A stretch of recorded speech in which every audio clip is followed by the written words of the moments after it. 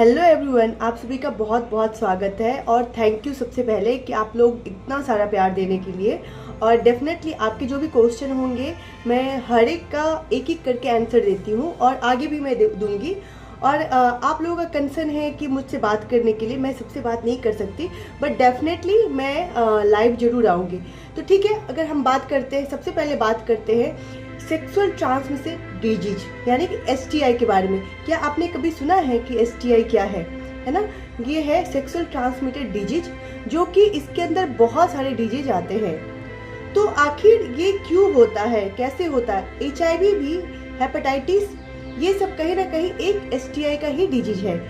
और कौन सा डिजीज क्योरेबल है, कौन सा डिजीज नॉन क्योरेबल है या ट्रीटेबल है, आज हम उसके बारे में बात करेंगे। कुछ डिजीज जो है जो कि क्योरेबल है, जैसे कि एक गनोरिया और दूसरा सिफिलिस।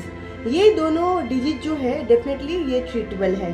लेकिन अगर ये टाइम पे सिम्टम्स का ट्रीटमेंट नहीं हुआ तो ये एक खतरनाक रूप ले लेती है। और इसमें से जो हमने दिखाया है ये है एक हार्पिक, एचआईवी और हेपेटाइटिस बी। ये दोनों ट्रीटेबल है, यानी कि सिर्फ कंट्रोल करके रखता है, ये क्योर ट्रीटमेंट नहीं है। लेकिन आखिर हम बात करते हैं कि हम इन सब के बारे में क्यों बात कर रहे हैं। अगर ये सबसे पहले गुप्तांगों में होता है, अगर मेल या फीमेल में हुआ, ये ऐसी जगह पे होता है जहाँ पे हम बता ही नहीं सकते हैं, हम डिस्कस ही नहीं करते हैं, ना पेरेंट्स के साथ, ना स्पेशली डॉक्टर के साथ। डॉक्टर के साथ में हम कैसे बताएं कि ये गुप्तांग में ये इन्फेक्शंस होते हैं, है ना? कई बार ऐसी जगह पे इन्फेक्शन होने की वजह से हम नहीं बता पाते। अगर हम सिफिलिस की बात करें तो सिफिलिस यानी कि दाना दाना हो जाना, गुप्तांग में दाना दाना हो जाना। और अगर हम उसका ट्रीटमेंट नहीं करवाते हैं तो वो जा करके सेकेंड से थर्ड स्टेज में आ जाता है, जहाँ पे पूरे बॉडी पे आपको छोटे छोटे से आप देखोगे कि दाने होने लगता है। अगर उस टाइम पे आप सही से ट्रीटमेंट नहीं करवाते हैं तो वो एक दूसरे से फैलने में भी मतलब फैल सकता है, छूने से भी वो फैल जाता है अगर आपने सही से ट्रीटमेंट नहीं लिया तो। सेम जैसे कि हमने बताया कि गोनोरिया, जैसे कि वाइट डिस्चार्ज होना, ये स्पेशली ज़्यादातर महिलाओं में होता है।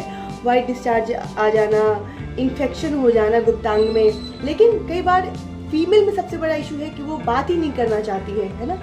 जब भी हम कुछ गुप्तांग के बारे में बात करते हैं तो वो सब चीज़ें ना बढ़ के गोनोरिया का एक रूप ले लेता है। लेकिन ये ट्रीटमेंट क्योरेबल है। लेकिन अगर हम उसको छोड़ देते हैं तो ज़्यादा से ज़्यादा भयानक वो कैंसर के रूप तक एक ले लेता है, अगर हमने टाइम पे ट्रीटमेंट नहीं करवाया तो। दूसरा है, जैसे एचआईवी के बारे में हम सभी लोग बात करते हैं, एचआईवी, है ना? एचआईवी में जब मोस्टली आपको सिम्टम्स दिखेगा सेक्सुअल ट्रांसमिशन के, जो हमने अभी भी ऊपर बताया था कि रैशेस हो जाना, गुप्तांग में इन्फेक्शंस हो जाना, तो वो भी कहीं ना कहीं इशारा कर रहा है, वो भी एक एसटीआई का ही डिजीज है, यानी कि वायरस है जिसको हम बोलते हैं एचआईवी, है ना? उसके बाद हो गया आपका हेपेटाइटिस। तो ये सारे डिजीज जो है वो एसटीआई में काउंट आते हैं। मैं एक बार पूरे इसका इन्फेक्शन सिम्टम्स क्या है और इसकी ट्रीटमेंट क्या है ना? मैं एक एक करके वो सभी बताऊंगी, जो है मैं अगले वीडियो में बनाने वाली हूँ कि कौन से गोनोरिया का सिम्टम्स क्या है और उसके ट्रीटमेंट क्या है। ये दोनों के ऊपर हम बात करेंगे। उसके बाद अगर आपको लगता है कि आप किसी भी गुप्तांग डिजीज से सफ़र कर रहे हैं, उसका ट्रीटमेंट कहाँ होना है, तो आप हमें कमेंट कर सकते हैं, हम आपको उसमें ज़रूर शेयर करेंगे। तब तक के लिए बाय बाय। वीडियो अच्छी लगी तो डेफिनेटली आप लाइक शेयर कमेंट कर सकते हैं।